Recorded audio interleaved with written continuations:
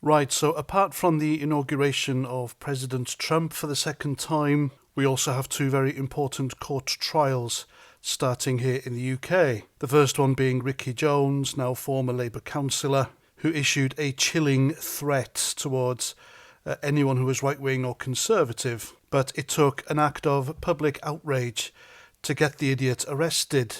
So you've got him on trial, and of course, you've got the trial of the Southport suspect. Now, the government and the judiciary have already tried to scare people into not talking about it and reporting about it. However, there are some things you're allowed to say. And what I'm about to tell you is my take on what's being told on social media. Now, last night, a reporter called Charlie Bentley Astor exclusively revealed that no defence to be presented by the Southport suspect's lawyers, which is normal, by the way, for a trial, because usually a trial is only conducted when a defendant goes not guilty or a no plea, and that's apparently what's happening here today. So the Southport suspect's lawyers are not putting up any defence at all against the 16 crimes of which he has been accused. So that means the prosecution have to prove the allegations against him, which really shouldn't be hard at all, considering there were witnesses to what happened and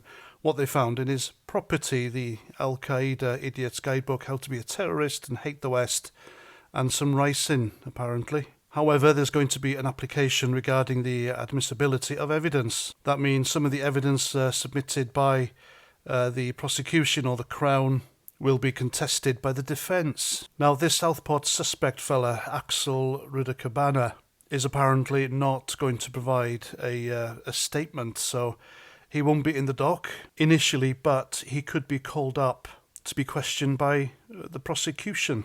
And very oddly as well, the defence are not offering any evidence for his defence. As the defence barrister says, he can't offer any positive case on his behalf. Again, this is all down to the prosecution to prove the allegations made against him. Now, this has taken around 6 months for the case to get to the Crown Court. And apparently we've been told this is all down to the police finding the Al-Qaeda training manual and the ricin in his property, and this has delayed proceedings. And I think looking at the mainstream media, how they have reported leading up to today, as they seem to have been looking for excuses as to why it happened.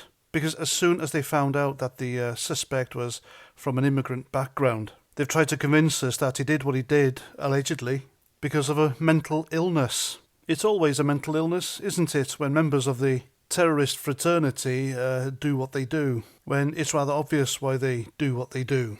Now, it goes without saying that our thoughts should be with the victims' relatives and friends, and we want to see justice happen.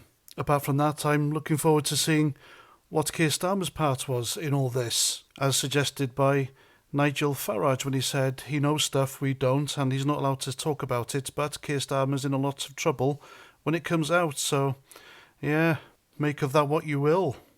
So there we go, that's the latest. I'll let you know as the proceedings go on. I'll tell you what I'm allowed to tell you. But for the government and the judiciary to be trying to scare people into not talking about this, I think it's rather sinister, don't you?